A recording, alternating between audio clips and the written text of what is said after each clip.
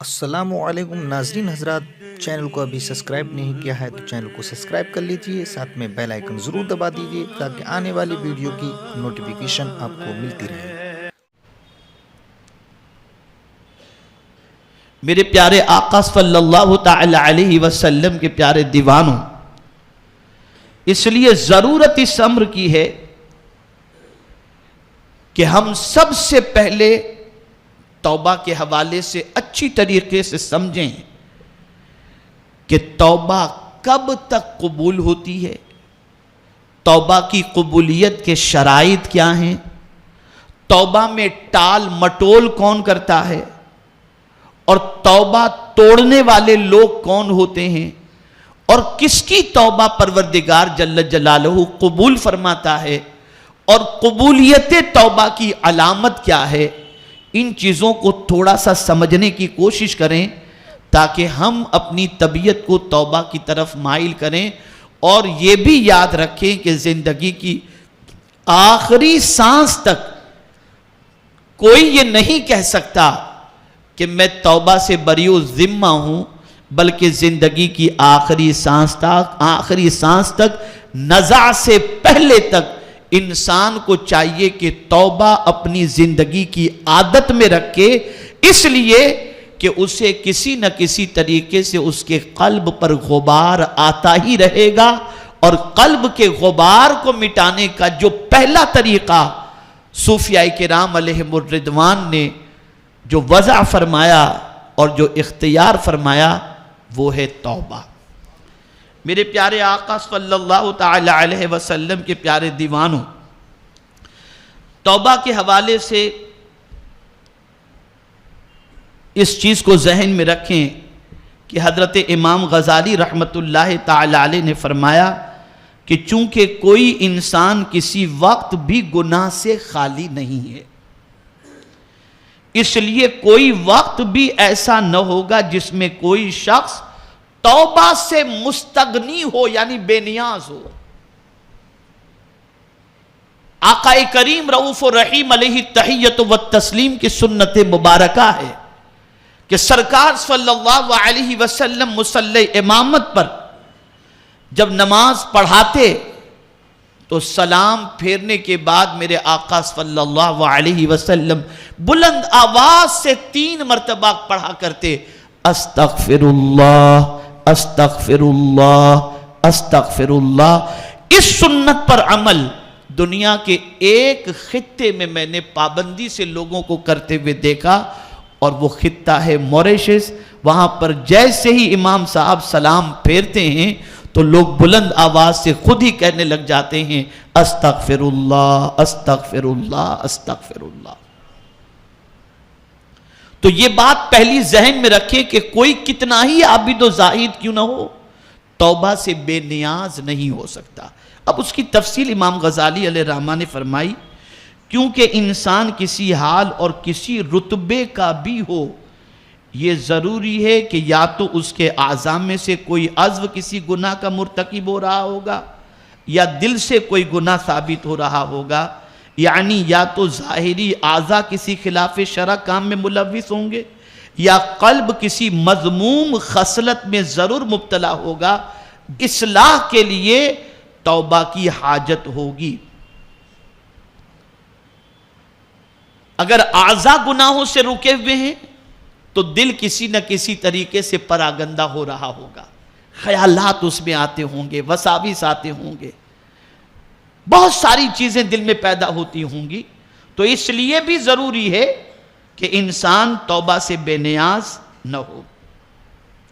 اور اگر یہ بھی مان لیا جائے کہ کوئی انسان فرشتہ سیرت اور ایسا مہذب بن گیا کہ اس کی کوئی عادت اور کوئی خصلت بھی ایسی نہیں ہے جس کی اصلاح کی ضرورت ہو، تب بھی کوئی وقت تو ایسا ضرور ہوگا جس میں اللہ کی یاد سے غفلت ہوگی۔ یعنی اب سچویشن ایسی ہے کہ ایک بندہ وساوس سے بھی بچا ہوا ہے، اس کا دل یاد الہی میں بھی لگا ہوا ہے، اس کے دل میں کوئی غلط خیال نہیں آتے، دماغ میں کوئی خیال نہیں آتا، سارا وجود اس کا عبادت الہی میں لگا ہوا ہے، اطاعت الہی میں لگا ہوا ہے، لیکن کوئی وقت تو ایسا گزرتا ہوگا جس میں وہ اللہ کی یاد سے غافل ہو رہا ہوگا، تو یہ غافل ہونا بھی دل کی موت ہے۔ اسی لیے میرے پیارے آقا صلی اللہ تعالی علیہ وسلم کے پیارے دیوانوں، رسول گرامی وقار صلی اللہ تعالی علیہ وسلم کی ذات کے حوالے سے بتایا گیا کہ آقا کریم صلی اللہ تعالی علیہ وسلم جب آرام کرتے تھے تو سرکار صلی اللہ علیہ وسلم کی آنکھیں بند ہوتی اور دل یاد الہی میں لگا ہوا ہوتا تھا، دل یاد الہی میں۔ اور اسی لیے اولیاء کی صفات جو بیان کی گئی،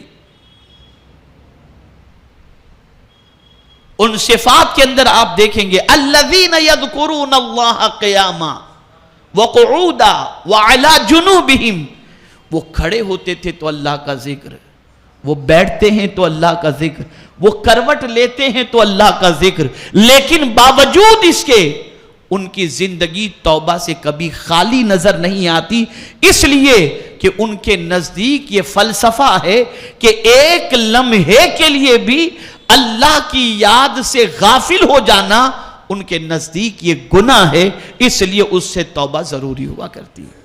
تو اگر کوئی ایسا بندہ ہو جو عابد و زاہد بھی ہے، اچھی سیرت والا بھی، اور کہے مجھے کیا توبہ کی ضرورت، میں تھوڑی گناہ کرتا ہوں، تو صرف گنہگار کے لیے توبہ ضروری نہیں ہے، بلکہ یہ بھی ذہن میں رہنا چاہیے کہ میرے پیارے آقا صلی اللہ علیہ وسلم کے پیارے دیوانوں، یاد الہی سے تھوڑی دیر کے لیے بھی غفلت ہو جائے تو یہ غفلت بھی صوفیہ کے نزدیک توبہ کو لازم قرار دیتی ہے، اس لیے کہ میں نے پہلے ہی بتایا کہ جس طریقے سے حجاب آ جاتا ہے تو وصل رک جاتا ہے، قرب رک جاتا ہے، ایسے ہی انسان جب ذکر الہی چھوڑ دیتا ہے یا غفلت برتتا ہے تو اس کو قرب کی دولت سے محرومی نصیب ہو جاتی ہے، اور جیسے وہ اللہ کو یاد کرتا ہے تو پھر قرآن پکارتا ہے فَاذْكُرُونِی أَذْكُرْكُمْ، وصل ہو جاتا ہے کہ ادھر تم اپنے رب کو یاد کر رہے ہو، مولا فرشتوں کی جماعت میں تمہارا چرچا فرما رہا ہے۔ تو یہاں یہ بات ذہن میں رکھیں کہ توبہ ہر وقت ضروری ہے ہمارے لیے، توبہ سے کوئی مستغنی نہیں۔ میرے پیارے آقا صلی اللہ تعالی علیہ وسلم کے پیارے دیوانوں، توبہ کے حوالے سے اور کچھ ضروری باتیں آپ اچھی طریقے سے محفوظ رکھیں، سمجھ لیں کہ بہت سارے لوگ توبہ کرنے میں ہچکچاتے ہیں اور توبہ سے گریز کرتے ہیں، تو توبہ نہ کرنے کی وجہ کیا ہے؟ تو امام غزالی علیہ رحمت والرضوان نے تحقیق فرمائی اور چند وجوہات کا انکشاف کیا، اور میں یہ سمجھتا ہوں کہ ان کے جیسا نباز اور تصوف کا ماہر، انہوں نے جو کچھ اس کا سبب اور اس کے اسباب تلاش کیے ہیں، وہ قیامت تک کے لیے انسانوں میں وہ اسباب پائے جاتے ہیں جس کی وجہ سے انسان توبہ سے گریز کرتا ہے۔ اس میں پہلی وجہ انہوں نے بتائی کہ گناہ پر جو سزا اللہ عز و جل نے تجویز فرمائی ہے، وہ گناہ کرتے ہی دست بدست نہیں ملا کرتی۔ بہت غور سے سنیں، ایک انسان توبہ نہیں کرتا، اس کی وجہ کیا ہے؟ تو وجہ بیان فرماتے امام غزالی رحمت اللہ تعالی علیہ کہ انسان جو گناہ کرتا ہے اس گناہ کی فوراً اسے اللہ سزا نہیں دیتا، یعنی مولا فوراً پکڑ نہیں فرماتا۔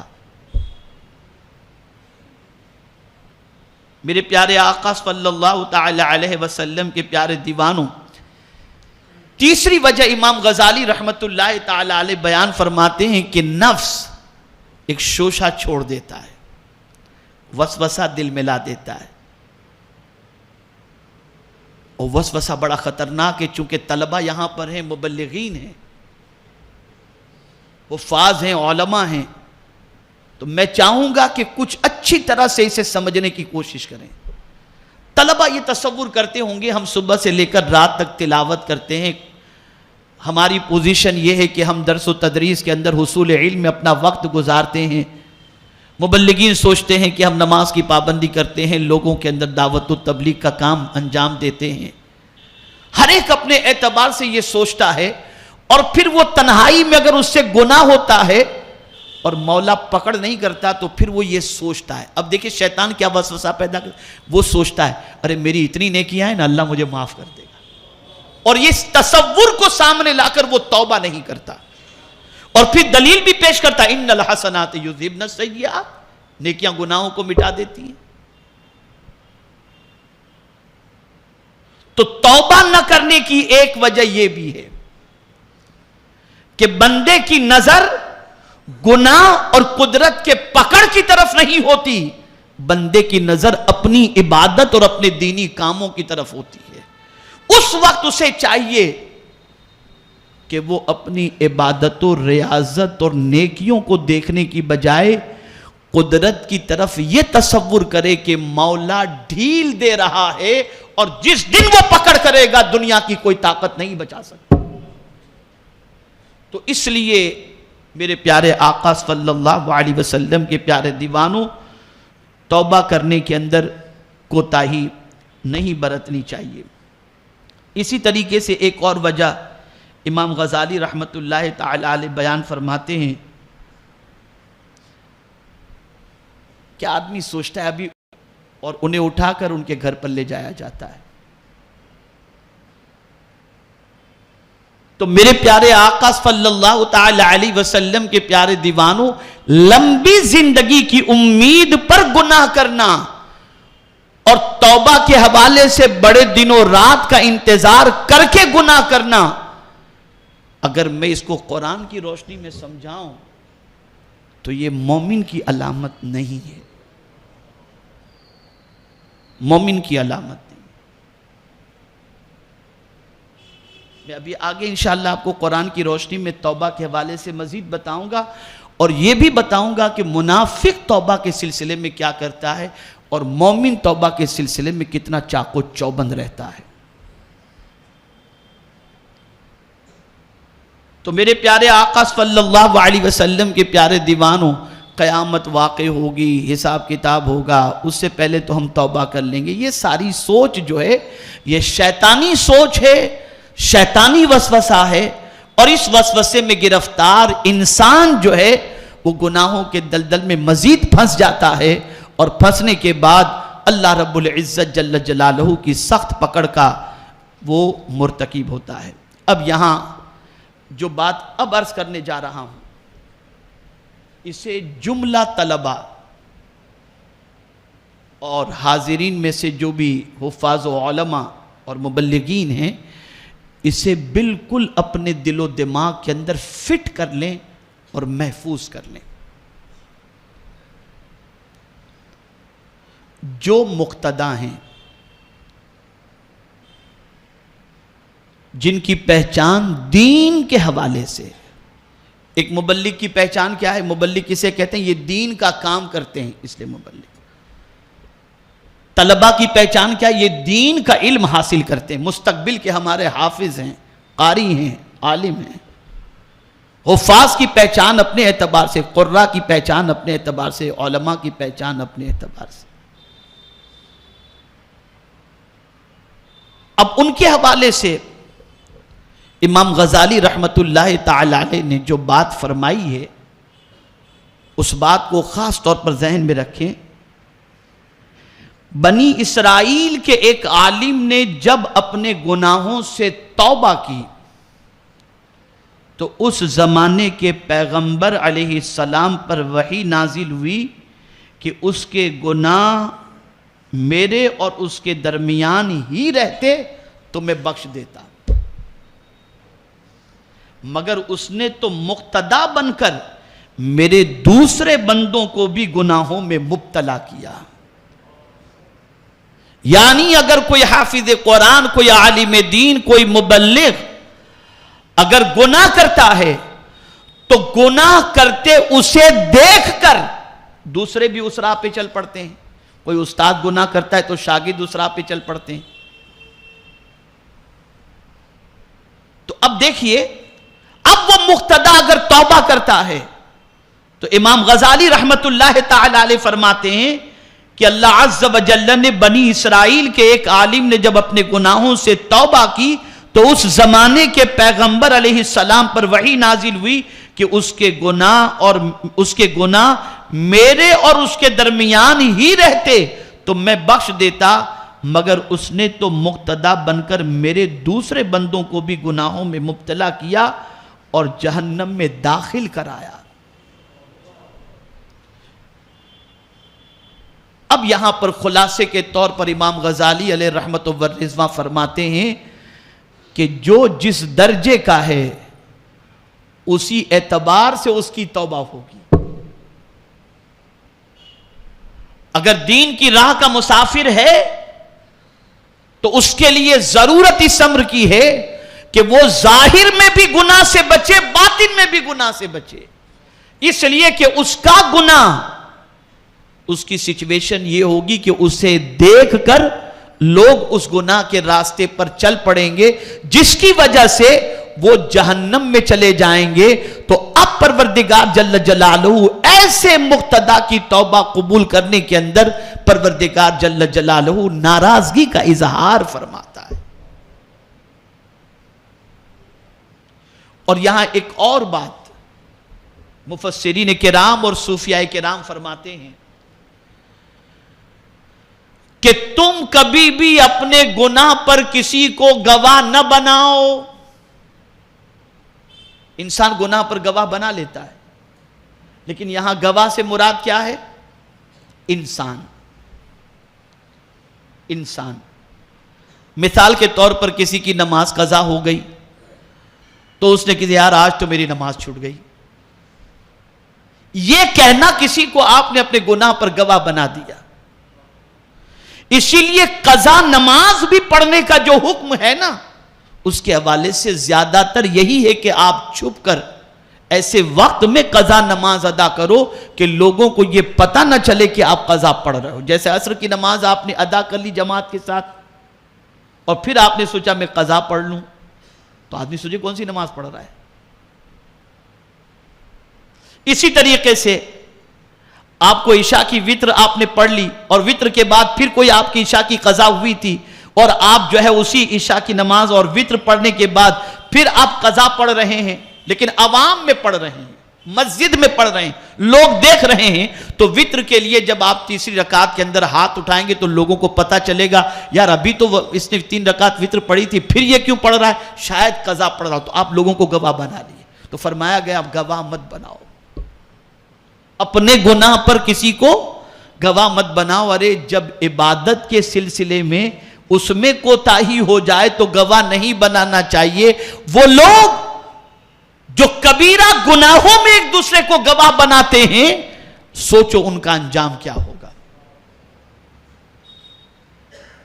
تو میرے پیارے آقا صلی اللہ تعالی علیہ وسلم کے پیارے دیوانوں، ضرورت اس امر کی ہے کہ ہم اللہ رب العزت جل جلالہ کی بارگاہ کے اندر سچے دل سے توبہ کرنا یہ اپنی زندگی کی عادت بنا لیں۔ اور بڑی پیاری بات میرے پیارے آقا صلی اللہ تعالی علیہ وسلم کے پیارے دیوانوں، قرآن مقدس میں اللہ عز و جل نے بیان فرمائی ہے۔ قربان جائیے میرے کریم کی عظمت پر اور اس کے احسان پر۔ اللہ فرماتا ہے وَهُوَ الَّذِي يَقْبَلُ التَّوْبَةَ عَنْ عِبَادِهِ وَيَعْفُ عَنِ السَّيِّئَاتِ وَيَعْلَمُ مَا تَفْعَلُونَ۔ وہی ہے جو اپنے بندے کی توبہ کو قبول فرماتا ہے، گناہوں کو مٹا دیتا ہے اور جانتا ہے جو تم کرتے ہو۔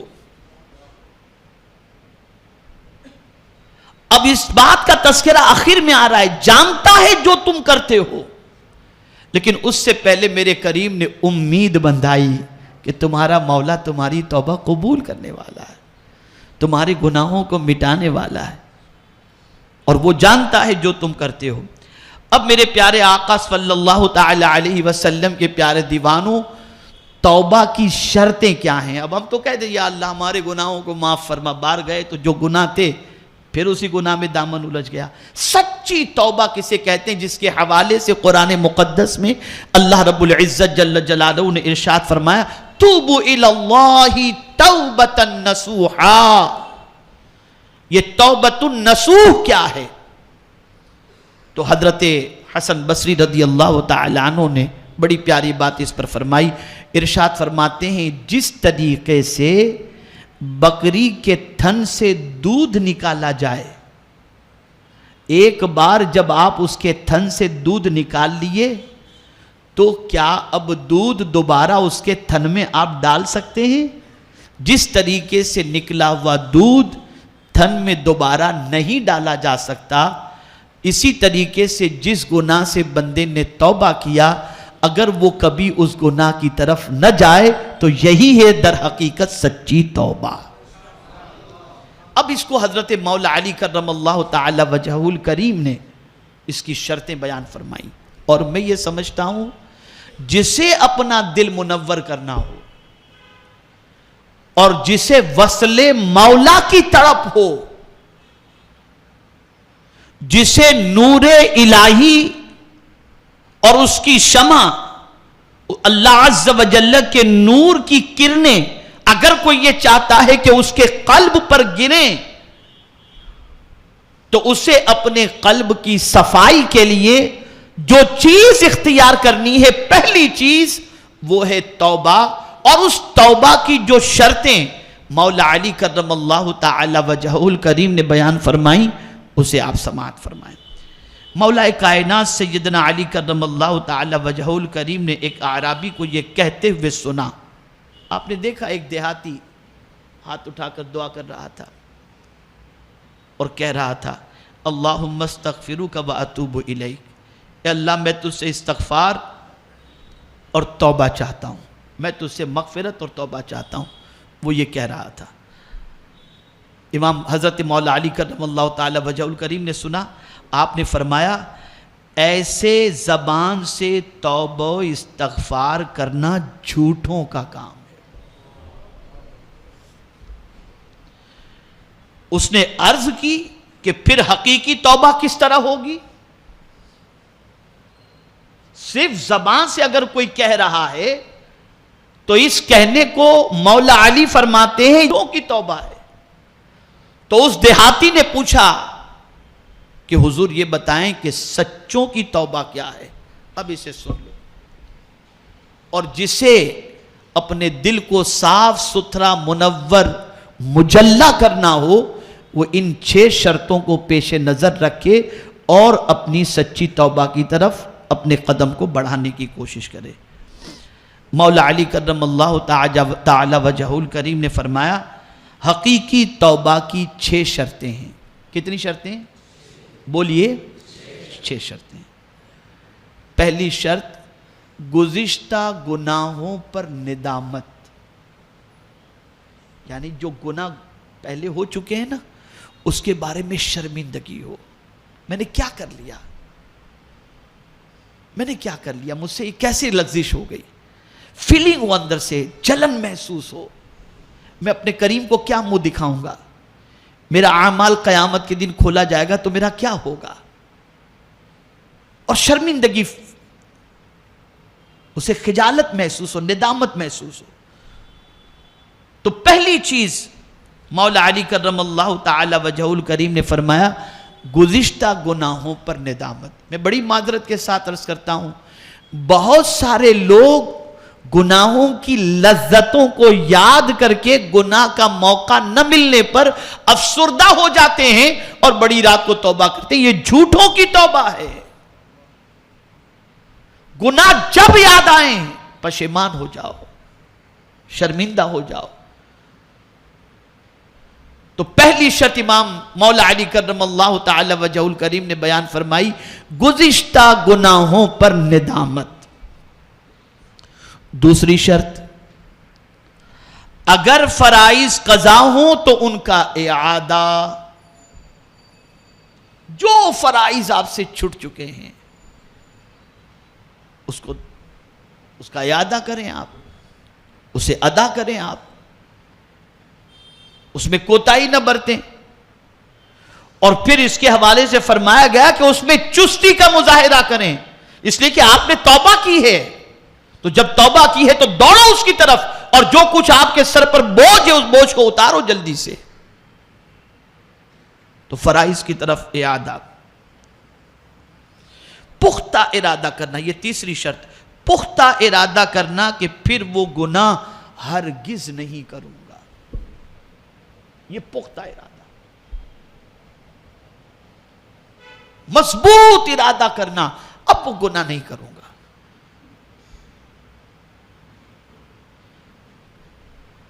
چوتھی شرط، مظالم کا رد، یعنی لوٹی اور غصب کی ہوئی چیزوں کا لوٹا دینا. یعنی کسی کا مال غصب کر لیا، لوٹ لیا، تو ہم نے توبہ کی، اللہ ہمیں معاف فرما دے مولا جو کچھ گناہ ہوئے. نہیں، آپ پہلی فرصت کے اندر وہ غصب کیا ہوا مال اور لوٹا ہوا مال لوٹانے کی فکر کرو، اسے دینے کی فکر کرو، اس کے لیے کوشش کرو. اگر کوئی یہ کرتا ہے تو اس کی سچی توبہ ہے، ورنہ سو جاؤ کھا گئے بعد میں اب آگے احتیاط کریں گے تو نہیں. سچی توبہ کی شرط یہ ہے کہ جس کا مال کھائے ہو، جو لوٹے ہو، غصب کیے ہو، اس مال کو اس کو لوٹا دینا. پانچویں شرط، یہ تھوڑی سی ٹیڑھی کھیر ہے اور اس پر عمل کرنے میں زیادہ تر لوگ کوتاہی برتتے ہیں، لیکن قدرت جسے ہدایت دے دے وہ اس میں کوتاہی نہیں برتتا. پانچویں شرط یہ کہ حقوق العباد کی ادائیگی، یعنی جس کے حق میں غلطی ہوئی اس کو راضی کرنا، اس کو راضی کرنا. میں یہاں ایک واقعہ آپ کے سامنے عرض کروں گا اعلیٰ حضرت عظیم البرکت امام عشق و محبت کا، تو آپ کو سمجھ میں آئے گا کہ اعلیٰ حضرت یوں ہی اعلیٰ حضرت نہیں بنے ہیں. اعلیٰ حضرت عظیم البرکت امام عشق و محبت کی بارگاہ کے اندر آپ اعتکاف میں تھے مسجد کے اندر، تو اس وقت سحری جو لے کر کے آتا تھا بچہ، وہ ایک مرتبہ تاخیر سے پہنچا، یہاں تک کہ وقت گزر گیا، تو اعلیٰ حضرت کھا نہ سکے، تو اعلیٰ حضرت نے ایک چپت لگا دی اسے. میں لیٹ کیوں ہو گیا ایسا کہہ کر اعلیٰ حضرت نے اسے ایک چپت رسید کی دی. اس نے کہا کہ حضرت گھر سے تیار ہونے میں تاخیر ہوئی، دینے میں تاخیر ہوئی، تو میں پہنچنے میں مجھے بھی تاخیر ہو گئی. اب وہ چلا گیا. افطار کے بعد اعلیٰ حضرت کے لیے وہ پھر کھانا لے کر کے آیا. وقت کا امام. اب حقوق العباد کیسے ادا ہوتا ہے وہ اعلیٰ حضرت سے سیکھو.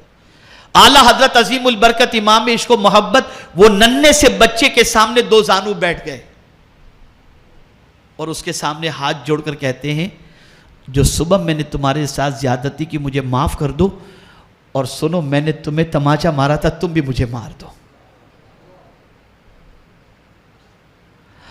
عرض کرتا ہے حضور آپ میرے بزرگ ہیں اور غلطی میری تھی، آنے میں تاخیر ہو گئی، اس میں کوئی ایسی بات نہیں. دیکھیے یہاں پر مولا علی کیا فرماتے ہیں، اس نقطے کو ذہن میں رکھیں. مولا علی فرماتے حقوق العباد کی ادائیگی، یعنی جس کے حق میں غلطی ہوئی ہے اس کو راضی کرنا. مولا علی نے فرمایا اس کو راضی کرنا. تو اعلیٰ حضرت عظیم البرکت امام عشق و محبت اس کو بہت منت و سماجت کرتے، تم مجھے مارو تم مجھے مارو. وہ مارنے کے لیے تیار نہیں. اعلیٰ حضرت نے ان کا ہاتھ لیا اور پھر اس کے ہاتھ سے اپنے اس پر مارا. پھر کیا کیا، اعلیٰ حضرت علیہ رحمت و رضوان کا صندوق پڑا ہوا تو اس میں کافی پیسے تھے، وہ پیسے لے کر اس بچے کی جھولی میں ڈال دیے. بیٹے تم راضی تو ہو گئے نا مجھ سے خوش تو ہو نا. وہ بچہ مسکرا دیا، اعلیٰ حضرت کو اطمینان ہو گیا. یہ ہے حقوق العباد کی ادائیگی، یعنی جس کے حق میں غلطی ہوئی ہے اس کو راضی کرنا. یہ پانچویں شرط ہے. اور چھٹی شرط اپنے نفس کو طاعت الہی پر ڈال دینا کہ لمحہ بھر کی مہلت نہ ہو، جیسے کہ اس غلطی پر اسے سزا دی جائے، اور اسے طاعت کا مزہ چکھانا جیسے اس نے معصیت کے مزے لوٹے. یعنی اپنے وجود پر عبادت کا بوجھ اتنا لاد دینا کہ پھر اپنا وجود گناہ کی طرف نہ جائے، اور وجود یہ محسوس کرے کہ میں نے جو گناہ کی طرف بڑھا تھا اور گناہ کی جو لذت میں نے چکھی تھی اس کی سزا کے طور پر میرے اوپر یہ عبادتیں مسلط کر دی گئی ہیں۔ تو میرے پیارے آقا صلی اللہ تعالی علیہ وسلم کے پیارے دیوانوں، امام مولا علی کرم اللہ تعالی وجہہ الکریم نے یہ توبہ کی قبولیت کی 6 شرطیں آپ نے بیان فرمائی۔ اب آئیے تھوڑا سا اور سمجھتے ہیں کہ توبہ کب تک؟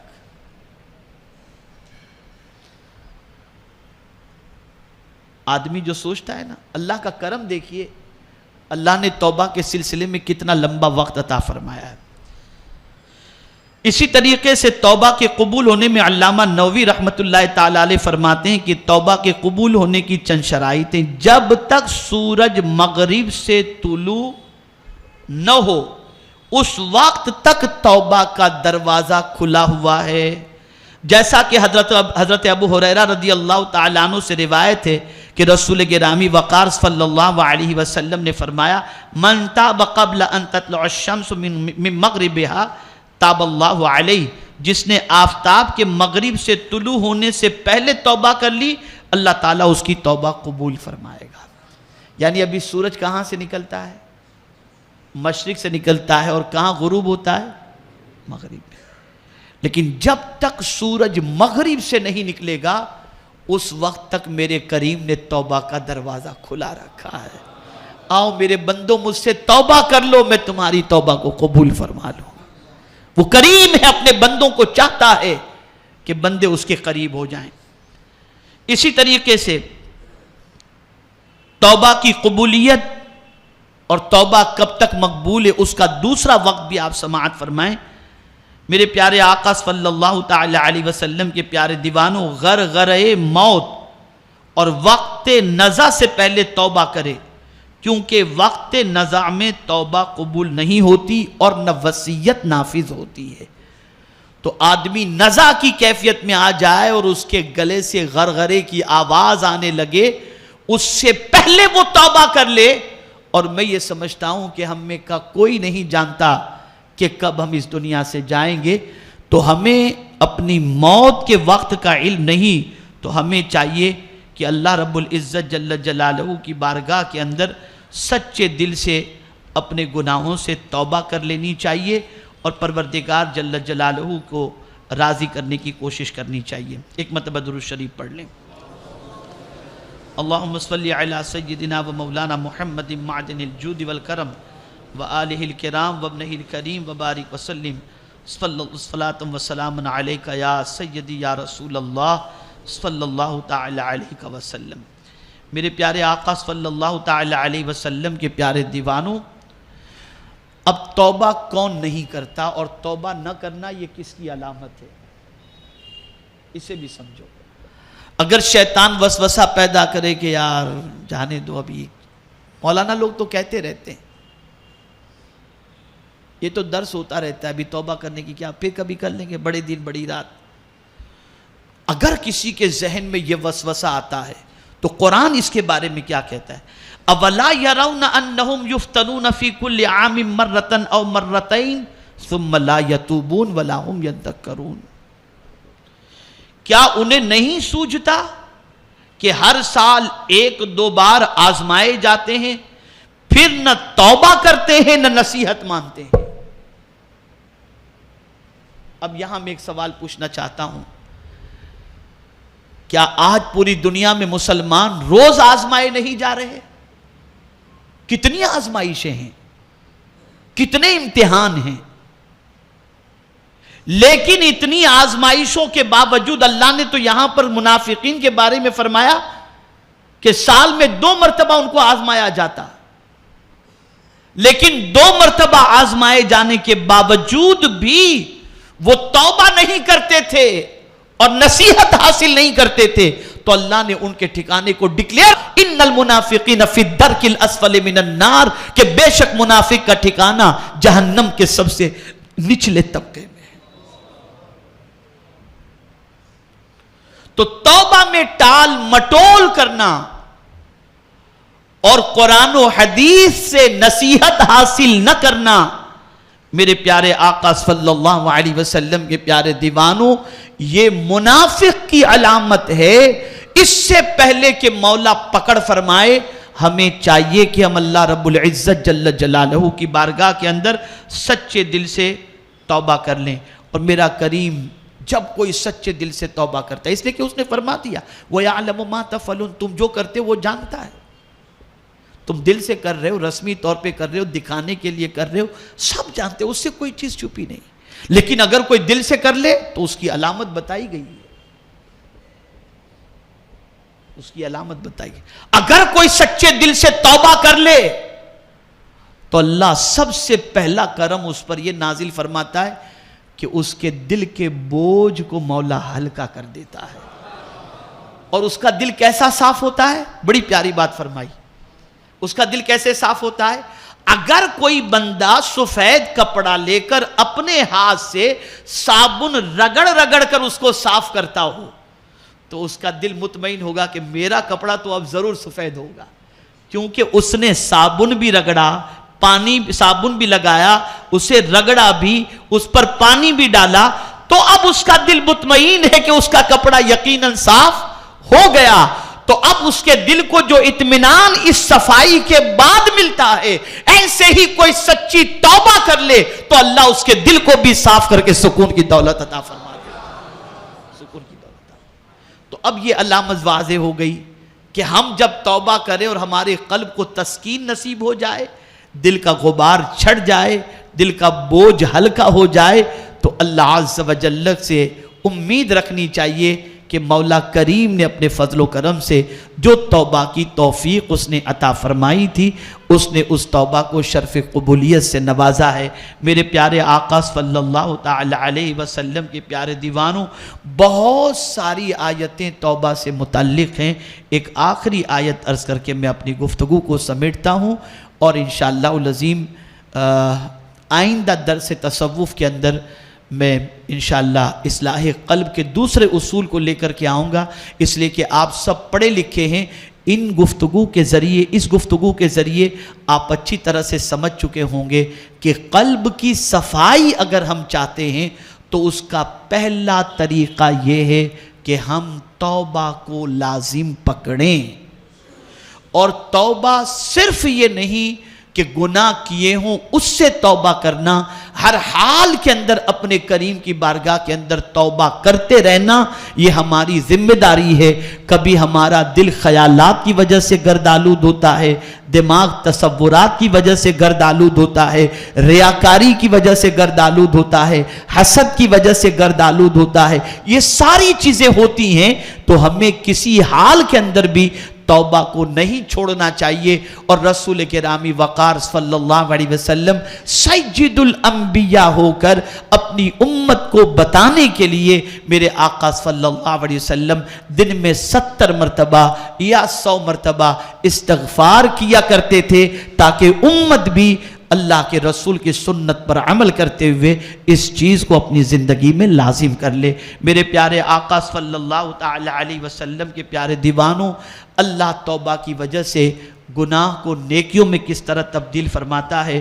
قرآن فرماتا ہے اِلَّا مَن تَابَ وَآمَنَ وَعَمِلَ صَالِحًا فَأُولَٰئِكَ يُبَدِّلُ اللَّهُ سَيِّئَاتِهِمْ حَسَنَاتٍ وَكَانَ اللَّهُ غَفُورًا رَحِيمًا، مگر جو توبہ کرے اور ایمان لائے اور اچھا کام کرے تو ایسوں کی برائیوں کو اللہ بھلائیوں سے بدل دے گا۔